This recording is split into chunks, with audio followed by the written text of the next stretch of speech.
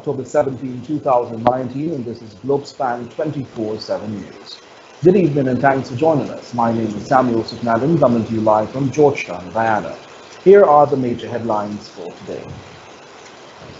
Former Canadian Chief Elections Officer provides technical support to GCOM. US $1.4 million Fire Board commission to aid fire service with quick response. Former Army Chief Phillips could be nominated PPPC PM candidate, says Jacquio. Court dismisses case against 4 GRDD officials charged with fraud. And President awaits advice of the Attorney General and Cabinet before dissolving Parliament. Over to you, Whitney. Thank you, Samuel. Good evening, and here's a look at the headlines in the region and around the world. Guyana's economy is poised for 33.5% economic growth by 2020. Trinidad and Tobago's UNC investigates discrepancies in parliamentary constituencies. The U.S. Democratic House Representative Elijah Cummings dies at age 65. And Canada is reviewing gene therapy drug to treat deadly genetic disorder. These stories and more in a short while. Let's join Kingsley Bryan at our sports desk for more in sports for today. Thanks, Whitney. Here's what we'll be covering in sports for today. The Guyana Open Golf Tournament 2019 is officially launched, and the Guyana Football Federation and Denmark Football Federation ink Memorandum of Understanding. And internationally, American boxer dies as a result of brain injury. Samuel, back to you. Thanks, Kingsley. And now for a look at the news.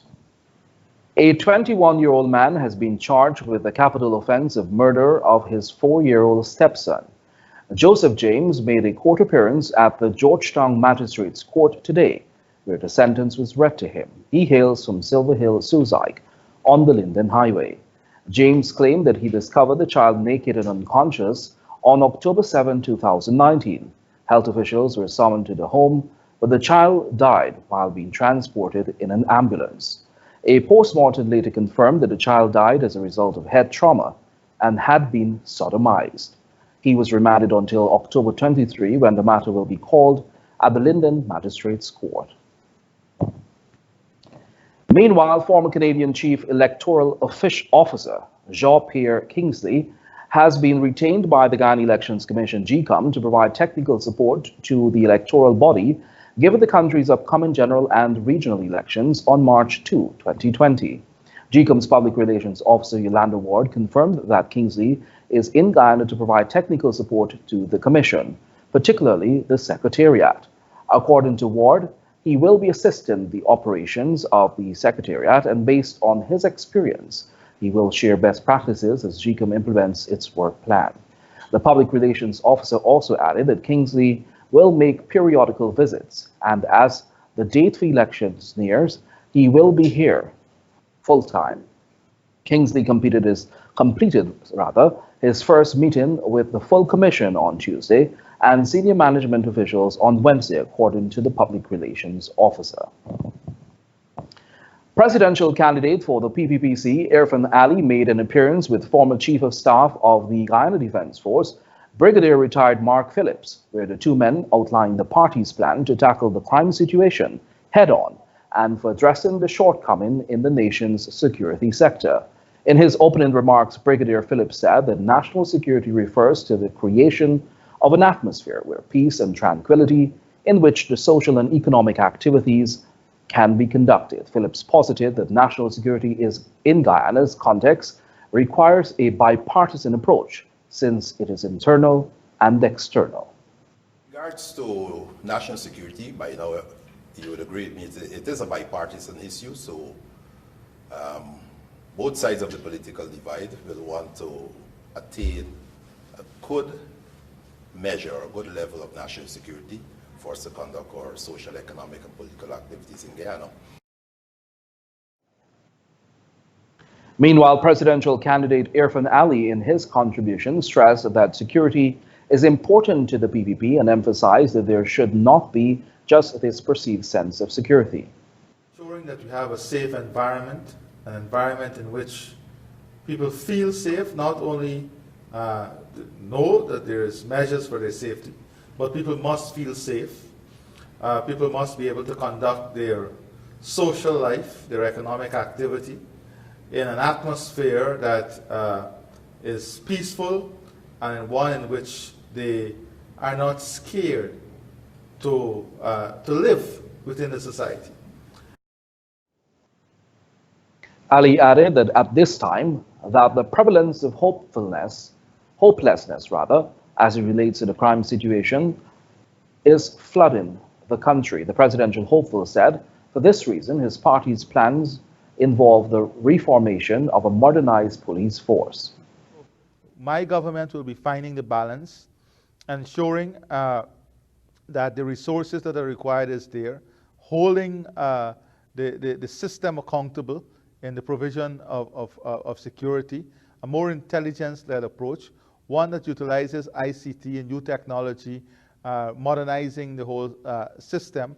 And when I speak about modernizing, we have to start implementing a number of the recommendations and report that has been completed.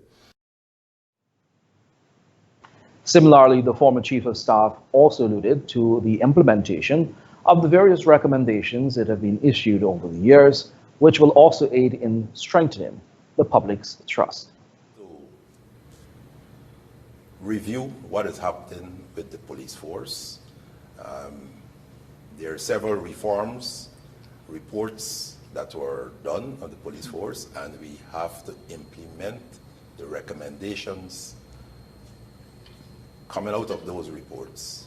And I think if we take the approach of swiftly implementing those recommendations, that will help to regain trust in the police force, because simply put, their operational effectiveness will improve.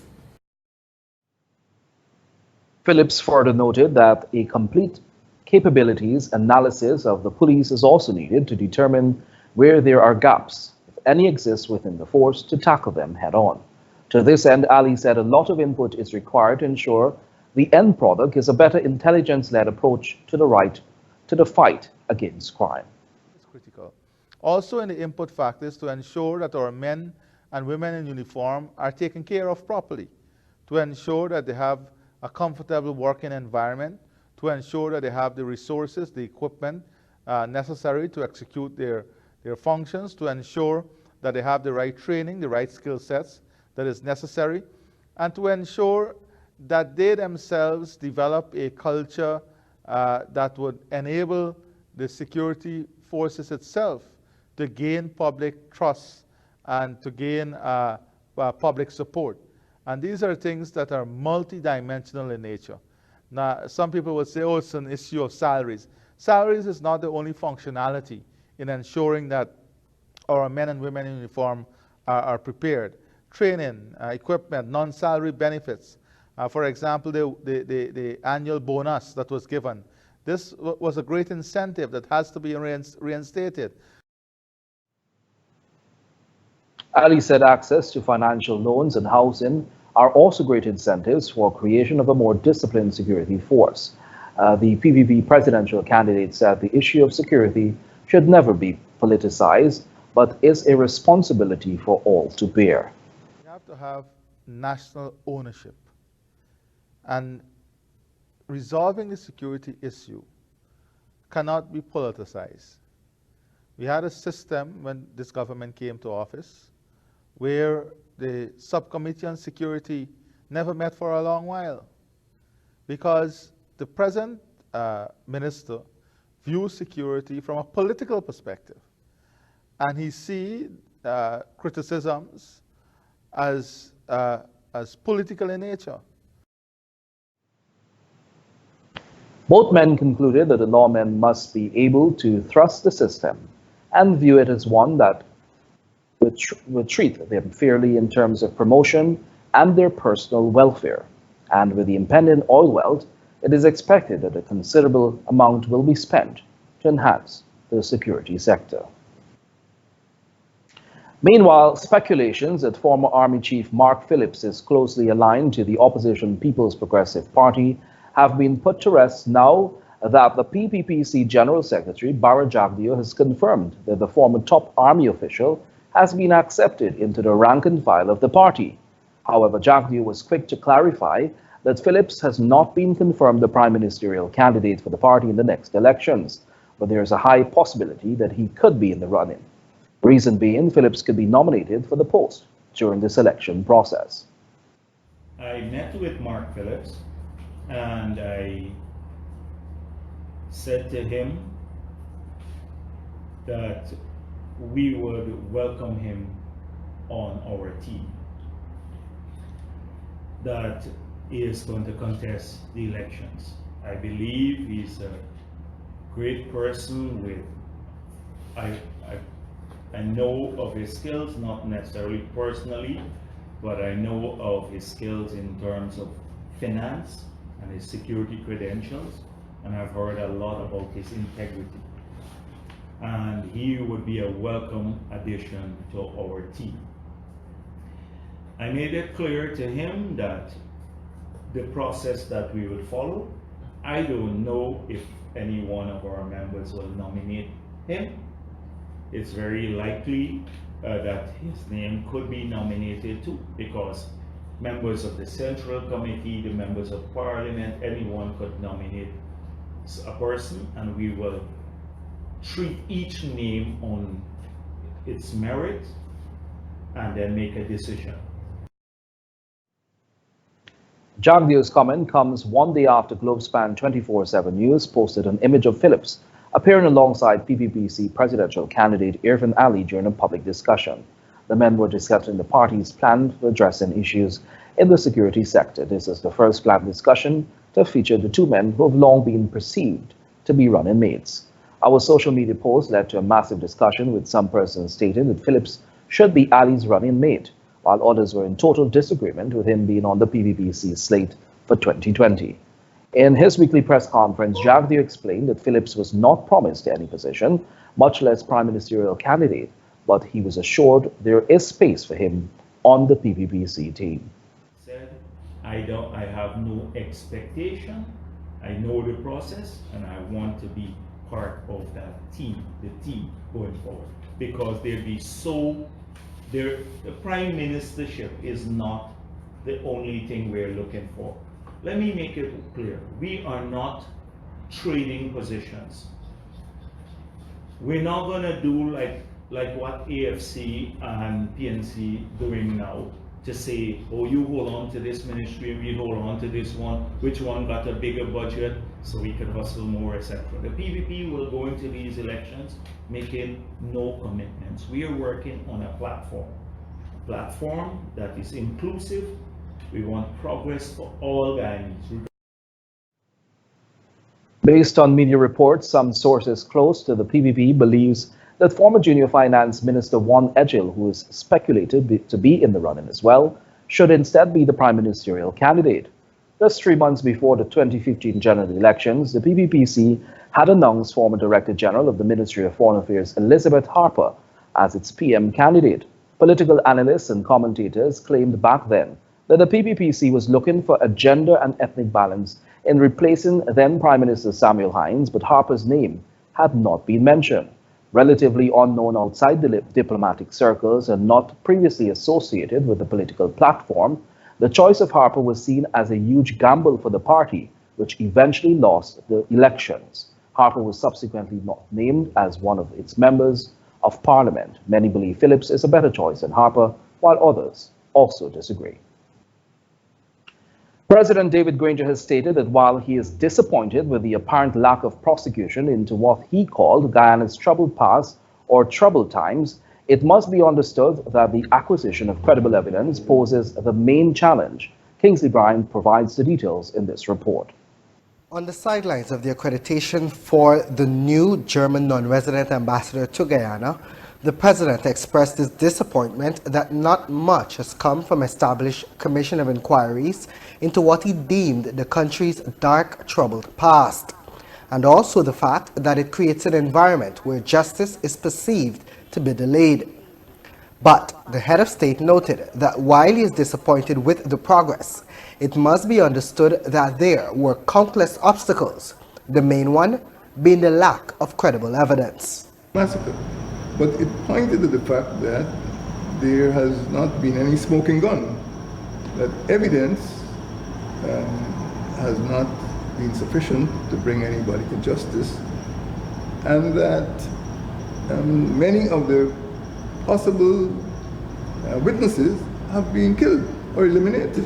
The president at the time was responding to questions as to why convicted drug trafficker Roger Khan has not been made to answer to any alleged charges to date, even though his prosecution has been long touted or thought to be concrete.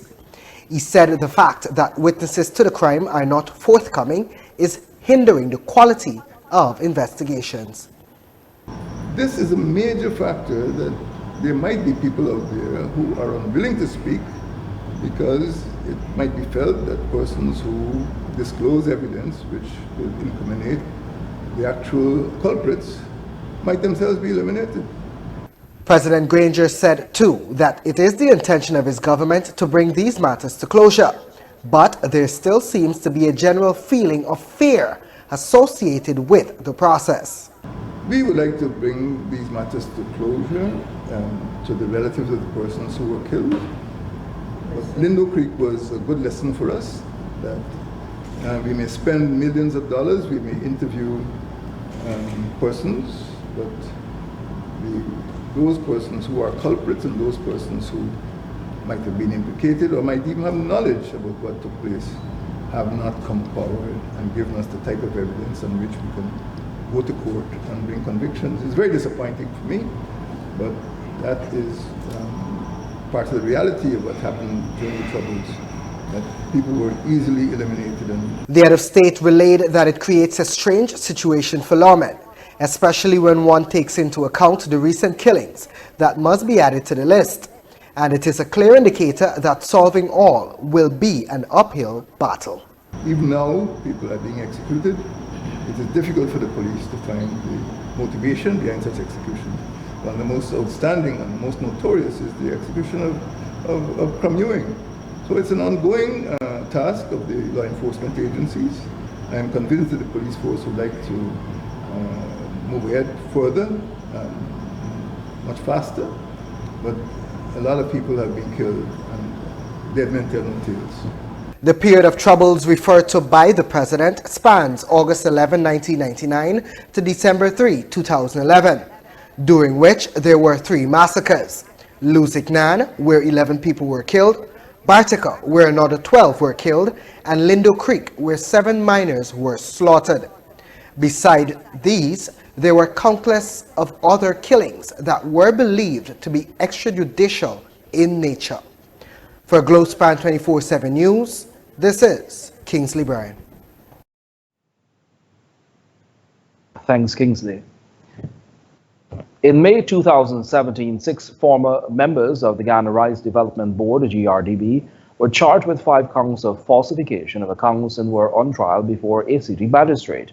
Those on trial were General Secretary of the Rice Producers Association, Dharam Kumar Siraj, former Permanent Secretary of the Ministry of Indian Affairs, Nigel Dharamlal, former General Manager of the Ghana Oil Company, Guy Oil, Bardi Prasad, and Deputy Permanent Secretary of the Ministry of Agriculture, Prema Rupnarayan. At that instance, the men were released on 500,000 bail each, while with reporting conditions. However, on Monday, the magistrate presiding over the matter dismissed the case on the grounds that the prosecution failed to present themselves on 3 separate occasions. Dharamlal noted that he was pleased with the decision by the magistrate since it was long established that they were innocent and the litigation was merely part of the government's alleged political witch-hunting agenda. Remember to like our Facebook page and subscribe to our YouTube channel for the latest news in Ghana, the Caribbean, and around the world. Coming up on the other side of the break with Shakimade, small fuel aircraft crashes after takeoff from Ariching, and US $1.4 million fireboard commissioned to aid fire service with quick response. Globespan GT is a proud sponsor of Globespan 24x7 News. Here are some exciting news from Globespan GT. Fares have dropped for next year, starting January 20 to August. American Airlines has cheap fares on non-stop flights to New York. Flights are as low as $306 one way and $540 round trip, all tax included. Take advantage of these cheap fares on American Airlines non-stop flights to New York. Travelspan has also cheap fares to Miami, Toronto, Canada, and the Caribbean. Call Travelspan GT in Georgetown at 227-1701, that's 227-1701, or in Rose Hall call 337-4298, and New Amsterdam at 333-6230.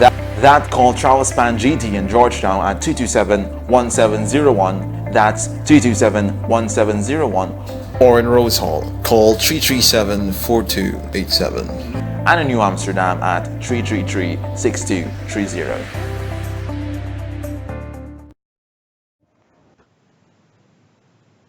Thanks for staying tuned. We'll continue tonight's news by telling you a Piper PA-31 aircraft, registration 8RHAI, belonging to Captain Orlando Charles and piloted by Captain Bernard Singh, crashed after takeoff from the Ari Cheng Region 7. The aircraft was destined for a Rico top. The incident occurred at around 7:53 hours today.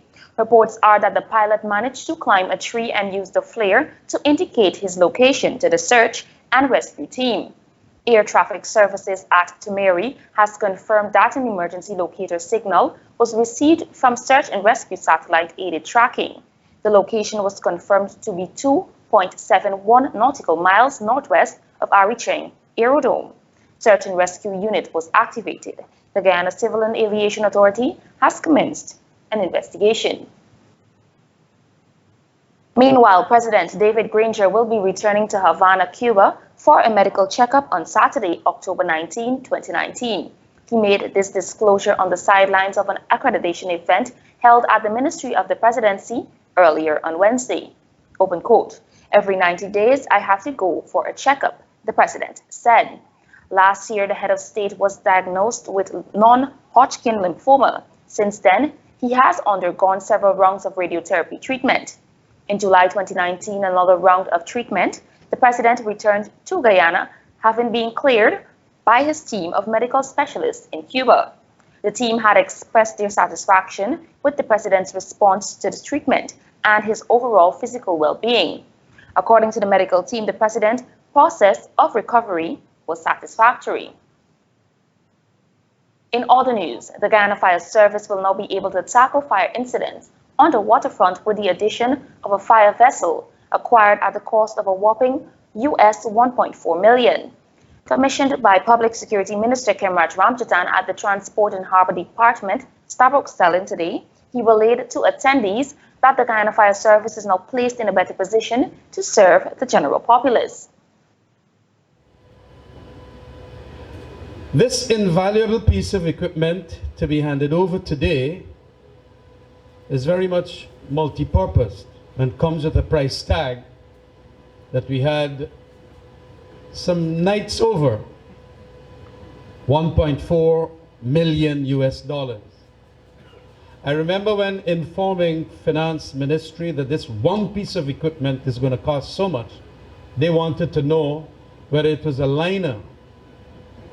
I had to tell them that it is a necessary piece of asset, and it wasn't much of an effort really after you got around the arguments, encouraging them to find the money for this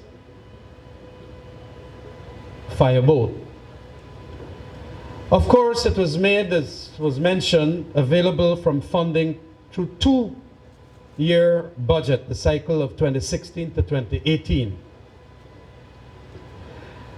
This remarkable development is indicative of our government's commitment to safety and the well-being of all Guyana. Minister Ramchatan noted that the need for such a vessel cannot be overemphasized since Guyana is growing rapidly. He mentioned that the last time Guyana was in possession of a fireboat was in the year 1977, titled the Forbes B. Now, I did ask Marlon to help me out with some history here, and he did say that the last time that a fireboat was owned and operated in Guyana was 1977 to 1978. It was called the Forbes B, and it was operational, but it had problems unfortunately ceased operation after one of the largest fires to affect our vast waterfront in 1977 at the then Guyana Rice Board Wharf. I understand too that it was an act of arson.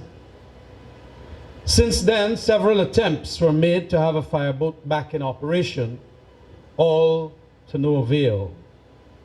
And then again, in the early 2000s, several proposals were given to reacquire a boat. Of course, it was not until 2016 that this government agreed that the Guyana Fire Service needs such a specialized piece of equipment to be able to fulfill its mandate and to ensure safety and security at the wharves here in Demerara. The Public Security Minister also went on to say that the vessel is multi-purpose and serves not only the Guyana Fire Service. It must be emphasized that a fireboat operating in Guyana should meet the requirements to support a number of functions. Firefighting on board vessels and floating infrastructure is one of them. Protect shoreline installations from fires. Example, these wharves and storage bonds, petroleum storage installations and piers. A third one is to support shore-based fire suppression operations by supplying large volumes of water to land-based firefighting units when that is needed. Performance too for salvage, water rescues and ambulance services. One of the other arguments too was to support environmental stability operations, example, spills and environmental cleanup after chemical released incidents. Meanwhile, Fire Chief Marlon Gentle expressed his thanks to the coalition government for the vessel. He stressed that it will aid to improve their delivery of service on the waterfront since it is considered a vulnerable area. So, when you look at Guyana today, and let's put aside oil and gas as the big talk now. Let's look at commerce in the whole. We are still an importing nation and exporting nation. We still produce many of our goods that have to be stored and stocked at a wharf for some period of time to be handled and loaded onto vessels to be exported. This is where our foreign exchange is on. So we still need this type of presence. Moving on to the world of politics. In announcing that March 2, 2020 is the set date for the general and regional elections, President David Granger also declared that Parliament would have been reconvened on October 10. But that date came and passed, and there is still no word on whether the Parliament will be dissolved anytime soon. Addressing the media at the sidelines of an event yesterday, the head of state gave reasons for his government's decision not to dissolve the Parliament just yet. According to him, a decision on the dissolution will be taken based on a consultative process with members of his cabinet. It was discussed not yesterday, but on a previous occasion, and the leader of the opposition has stated repeatedly and clearly that he has no intention of going back to the National Assembly. In any event, I have not prorogued the National Assembly, I have not dissolved Parliament, and I am awaiting the advice of my Attorney General on the date for the dissolution of Parliament. Parliament came out of its annual recess on October 10, and according to the clerk of the National Assembly, Sherlock Isaacs, no sitting has been fixed. However, President Granger noted that until he makes a decision on the dissolution of Parliament, it will remain in session in the event of any emergency. Naturally, you have to keep our options open to ensure that in the event that there is any emergency, the National Assembly could be convened to deal with that emergency, any financial or other emergency. In the final analysis, I will dissolve Parliament when the time comes, but Parliament will remain in session. At the 10th of October, the annual parliamentary recess came to an end. So if it is necessary, I can reconvene Parliament. But it has not been dissolved, and I will dissolve it only on the advice of my cabinet. Opposition Chief Whip in the National Assembly, Gail Teixeira, said the PPPC's position is that there is no need for a return to Parliament, and stressed that this fact is also known by the government side of the House.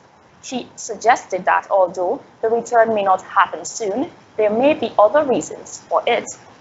Have Mr. Granger's own speech on September 26, when he named the date that he did not need to go back to Parliament. He knows he does not need to go back to Parliament. The only reason they may want to go back to Parliament, and I don't think it will be now, will probably be for when they want to bring a budget in November, December. Attorney General Basil Williams has said that the coalition is still hopeful that the parliamentary opposition will return to the National Assembly to extend its life. Otherwise, he foresees a crisis situation in Guyana. However, opposition leader Barra Jack Diung had long stated that his party will not return to Parliament. In fact, the opposition had not attended any parliamentary sitting since January, when the House Speaker Dr. Barton Scotland had refused to overturn the December 21, 2018 passage of the no-confidence motion as requested by government and directed them to seek redress in the courts.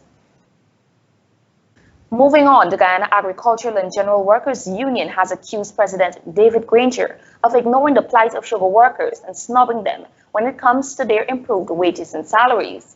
GAHU, in a statement, said that the apparent snub by the president, who ignores the cries, plight, and circumstances of the nation's sugar workers, represents another slap in the face of those employees. Open quote. It is simply saddening and upsetting when one considers the treatment of the workers during the life of the current administration, the GAHU said in a statement. GAHU's statement came following a petition it sent to President Granger, calling for an improvement in the pay package offered to the nation's sugar workers. The petition, which was supported by some 3,500 workers, has called on the president to recognize the plight of the workers who have been severely hard-pressed by the contemporary realities of life.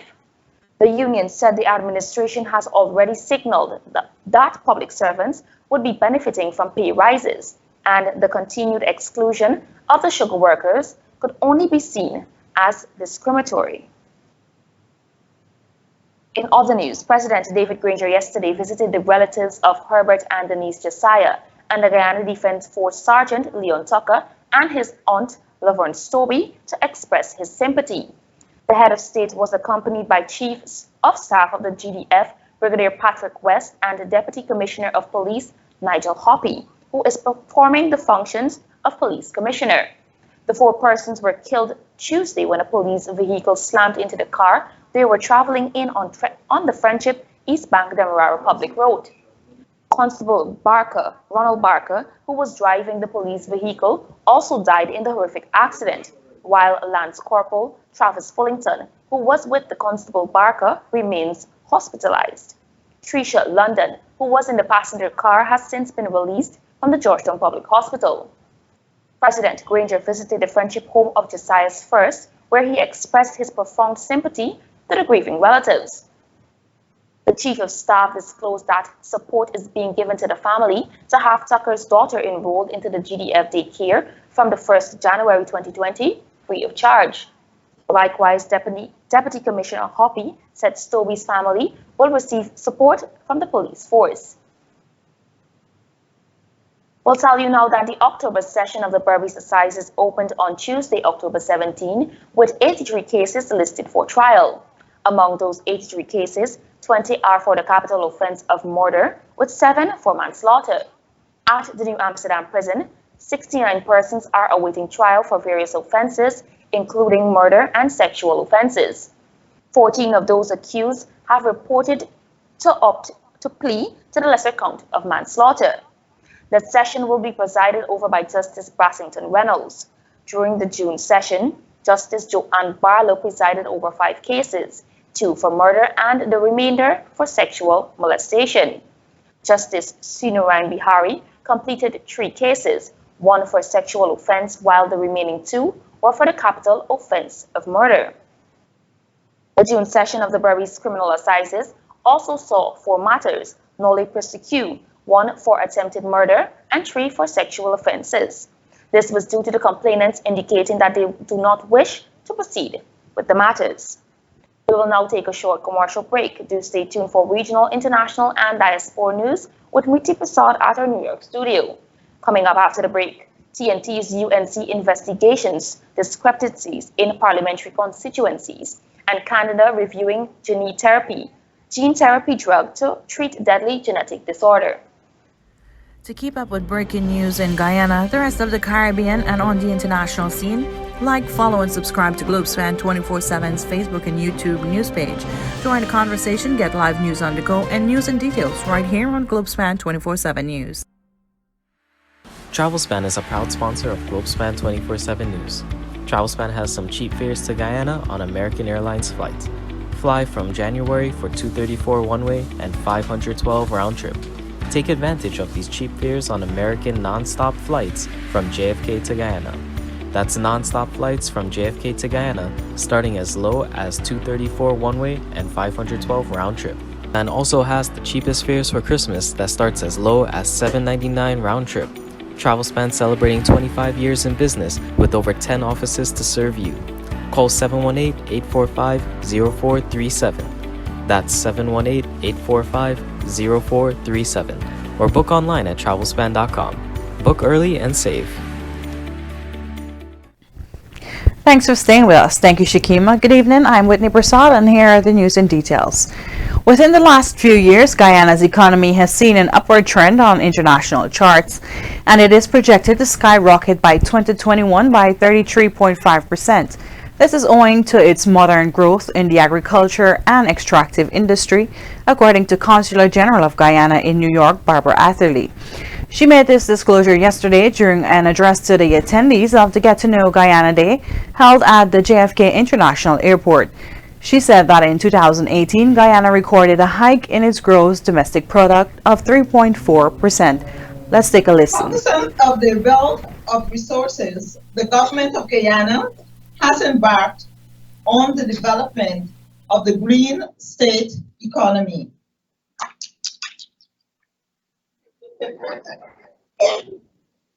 This green state economy, there is a strategy that is drafted, and it's a very thorough document looking at the strategic actions, policies, projects, and programs to guide our sustainable development path for the next 20 years.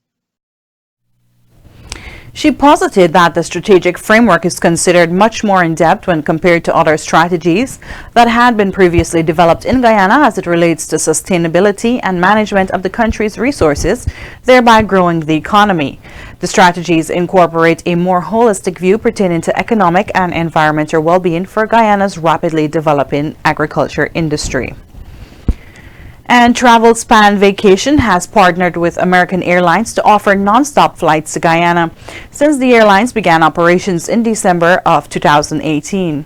And the travel agency has pledged its continued support in so doing. Travelspan product manager Russell Sarup lauded the work of American Airlines during an exclusive interview with Globespan 24x7 News. Tobago and, of course, beautiful Guyana. We're here today to celebrate with American Airlines with its new nonstop service that begins on the 18th of December. That's nonstop from JFK to Guyana on American Airlines. We are looking forward to continue partnering with them. So give us a call today, 718-845-0437. Once again, the number is 718-845-0437. Or if you call, if you're seeing this and you're seeing this message, let them know that you heard this right here, and maybe you can get a discount. Who knows? Once again, the number is 718-845-0437. And call us today at Travelspan, because remember, when you think travel plans, always remember it's Travelspan. Travelspan has offices in Queens and Brooklyn in New York, Georgetown and New Amsterdam in Guyana, and in Trinidad and Tobago. The travel agency offers deposits and payment plans for tickets for the Christmas season to and fro countries around the world and in the Caribbean. The UNC political party in Trinidad and Tobago is calling on the Elections and Boundaries Commission, EBC, to investigate irregularities within the St. Joseph, Tableland and Talpura constituencies that occurred before the 2019 local government elections. The party has asked that the EBC act in an unbiased manner as it relates to the party's concerns over the discrepancies found within the 4 marginal parliamentary constituencies. The UNC said it has conducted in the last 4 years a house-to-house examination of a list of registered voters in each constituency to physically meet each voter as part of its mandate to build communities and enhance its representative capacity. The opposition is claiming that upon completion of the exercise, 1,684 inconsistencies and anomalies, 1,684 inconsistencies were discovered. To this end, an investigation has been launched in efforts to iron out the issues. House Democratic Representative Elijah Cummings, who represented Baltimore for more than 2 decades, died early this morning after battling with health problems. Cummings, who was a vocal critic of President Trump, died at the hospice care at Johns Hopkins affiliate. As chairman of the House Oversight and Reform Committee, he was one of the most powerful Democrats in Washington and played a key role in the House Democrats' ongoing efforts to impeach Trump. Tribute poured in Thursday from lawmakers and other politicians on both sides of the aisle. House Majority Leader Steny, a fellow Maryland Democrat, said in a statement, open quote, Elijah Cummings was a man of principle, patriotism, and conviction whose loss will be deeply felt throughout the state of Maryland and the United States, end quote. At the White House, the flag was lowered to half-staff as warm condolences were meted out to the family and close friends of Cummings. According to reports, a made-in-Canada gene therapy medical breakthrough that disappeared from market because it was profitable is being reviewed by the National Research Council of Canada, NRC. The idea is to bring a more affordable version of the drug to the world of medicine after the Canadian gene therapy was priced at $1 million for a one-time dose. The decision to redevelop an affordable version of the drug was made by the NRC's Director of Research for Bioscience. According to researchers, the drug treats a rare and potentially dead genetic disorder called LPLD, for which Canada has the world's largest population of LPLD patients. People with this disease lack a critical enzyme that helps their body to process the fat from food. There is currently no available treatment and no cure. Those with LPLD must avoid most dietary fat to try to prevent painful and dangerous attacks of pancreatitis. Leaders of the European Union has offered to extend Brexit beyond October 31st if the New Deal is voted down by the Commons in a blow to Prime Minister Boris Johnson's strategy. Johnson had been seeking to pitch Saturday's vote in the Commons as a choice between the deal or no deal after coming to an agreement with the European Union. Reports stated that Johnson, supported by Jean-Claude Juncker, cast in doubt on the possibility of a further Brexit delay, but the heads of state and government did not follow the European Commission's President lead. Uncertainty where Brexit creates uncertainty. It protects the rights of our citizens and it protects peace and stability on the island of Ireland. There will be no border on the island of Ireland, and the single market will be protected. The deal is not about us. The deal is about people and peace. And I look forward to continue my conversations with Boris, because we'll start the negotiations on the future relations immediately after the deal.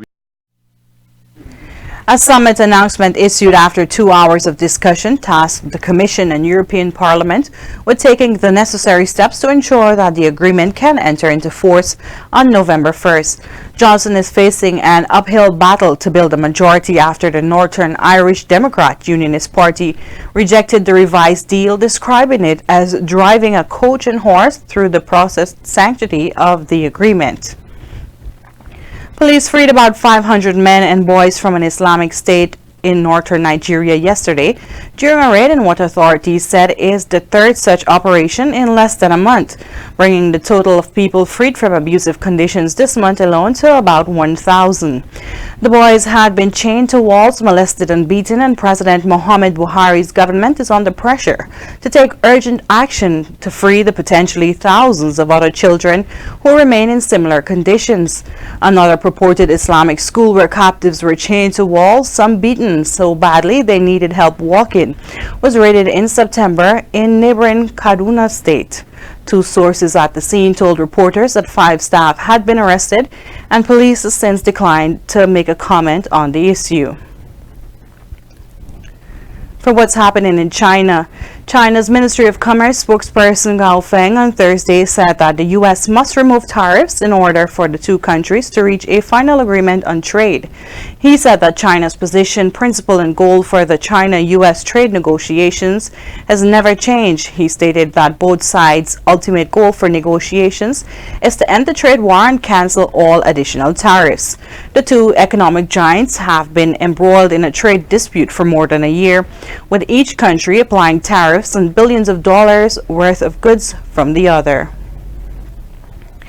And in other news, the world loses about $400 billion of food before it even gets delivered to stores, according to the United Nations. A report from the United Nations said some 14% of all food production is lost annually, with Central and Southern Asia, North America, and Europe accounting for the biggest shares.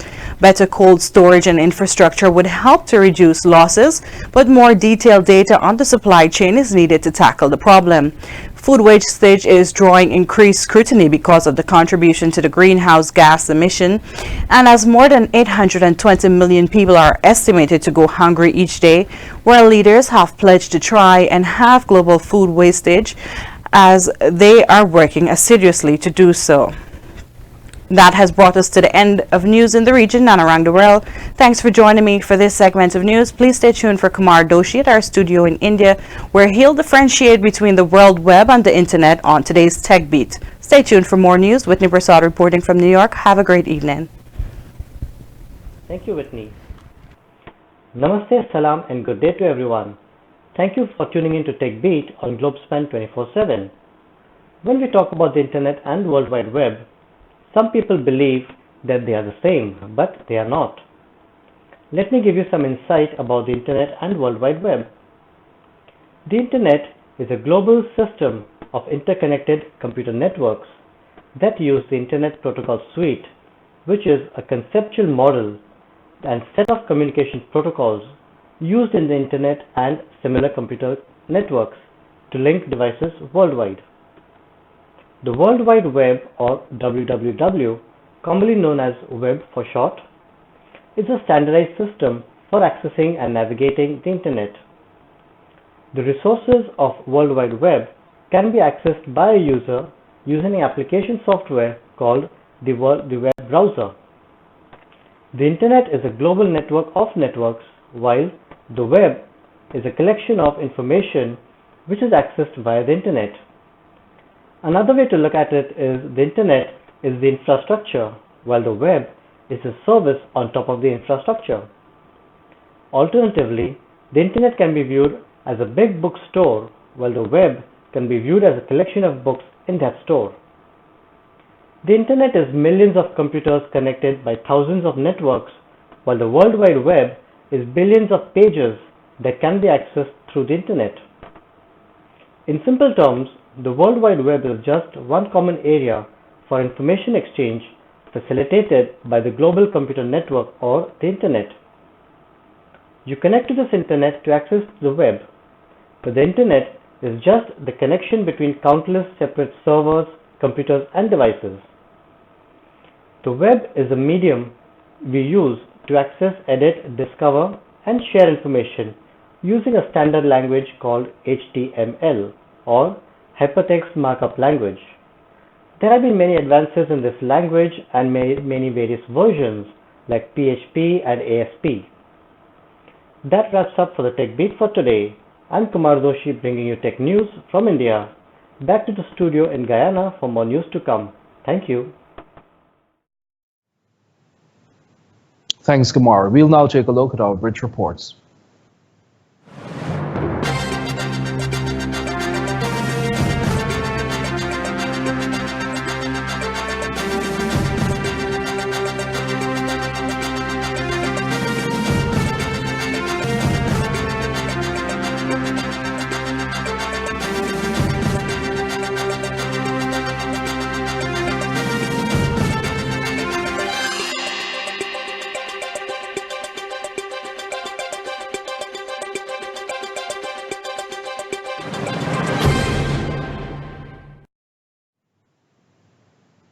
And now for a look at what's happening in the world of sport with Kingsley Bryan.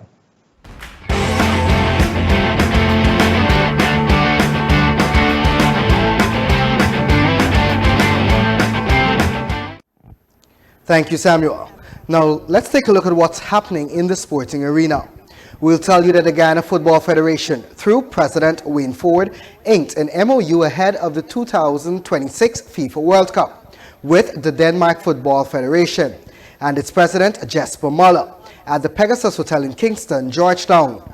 The signing was witnessed by CONCACAF's Senior Project Officer, Howard McIntosh, and Union of European Football Association's Head of International Relationship, Eva Pasquier, and the Memorandum of Understanding is focused on areas of collaboration between the two federations, focused in several key areas of the sport, both on and off the pitch. Ford in his remarks noted that the relationship with the Danish club dates back to 2017 and was birthed in Lagos, Nigeria, when they were guests at a FIFA summit. The terms established for the two federations' collaborative efforts for the next 6 years state that there will be implementation of some key strategic objectives and programs. Apart from coaching exchanges, infrastructure development will be one of the most important areas for collaboration between the two. And the GFF president noted that Ghana will benefit from Denmark's engineering and architectural services for the technical center and construction of the Durban Park football complex. As it relates to governance and administration, the Denmark FA will facilitate a management exchange program for the General Secretary, Finance Manager, and other key management staff of the two entities. And we will tell you that professional golfers from across the world and those locally are set to tee off in the much anticipated upcoming 2019 Guyana Open Golf Cup, which was officially launched on Wednesday at the Marriott Hotel in Kingston. Guyana's biggest golf event tees off on October 26 and 27. But at a simple press conference on Wednesday, the Lusignan Golf Club executive, in partnership with the Marriott Hotel Guyana, a major sponsor of the sport, as well as tournament title holder Ganesh Parts, unveiled their official plans for the 2019 Cup. LGC President Alim Hussein noted that the Cup is expected to be bigger than the previous years, with a number of golfers from Canada, Barbados, Trinidad, the USA, French Guyana, and others set to arrive in Guyana in pursuit of the coveted Guyana Open title, held by reigning 9-time champ Avinash Prasad. Speaking on his defense this year, Prasad, who will be chasing his 10th Guyana Open title, highlighted that it would be a repeat of the previous years, where he walks away with the title, seemingly on one leg given the dominant ways he snatched the title in the past. Copa Airlines is now an official sponsor of the LGC for the upcoming year, while Friday, October 25, will be the official opening of the Guyana Open weekend with a champions dinner to be held at the Lusignan Golf Club indoor clubhouse. Separately, Marriott Guyana Director of Sales Sandra Bernal said that the hotel sponsors golf internationally and was excited to have the partnership with the LGC to sponsor golf in Guyana. She further pointed out that the hotel will be hosting its official Open on November 3 as a way to thank and give back to Guyana for their loyalty. And in tragic news that has resulted in new concerns being expressed over the danger of extreme physical sports, boxer Patrick Day died on Wednesday, 4 days after he was knocked out during his bout with Charles Conwell on Saturday night in Chicago. The 27-year-old Day succumbed to a traumatic brain injury he suffered that night, according to a statement from its promoter, Lou DeBella of DeBella Entertainment. Open quote, he was surrounded by family, close friends, and members of his boxing team, including his mentor, friend, and trainer, Joe Higgins. Close quote, DeBella said in a statement. In a Twitter post addressed today on Tuesday, Conwell wrote, he never meant for this to happen. Open quote, all I wanted to do was win. If I could take it all back, I would. No one deserves this to happen to them. I replayed the fight over and over in my head thinking, what if this never happened and why did it happen to you? End of quote. After Conwell, a 2016 Olympic boxer, knocked Day out in the 10th round, they appeared to be down for several minutes as a medical team rushed in to assess his injuries. Eventually, he was taken out of the ring on a stretcher and transported to the Northwestern Memorial Hospital, where he was treated until his untimely passing. And that has brought us to the end of our sports news for today. Join us tomorrow as we continue to keep you updated of what's happening in the local and international sporting arena. Back to you, Samuel. Thanks, Kingsley. And that has brought us to the end of today's news. Before you go, here's a recap of our major headlines. Former Canadian Chief Elections Officer provides technical support to GCOM. US $1.4 million fireboat commissioned to aid fire service with quick response. Former Army Chief Phillips could be nominated PPPC PM candidate, says Jagdeo. Court dismisses case against 4 GRDB officials charged with fraud.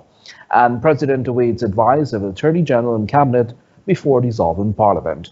Thank you for watching Globespan 24x7 News on behalf of myself, the news and technical team. Until next time, do have a pleasant rest of the evening. Goodbye for now.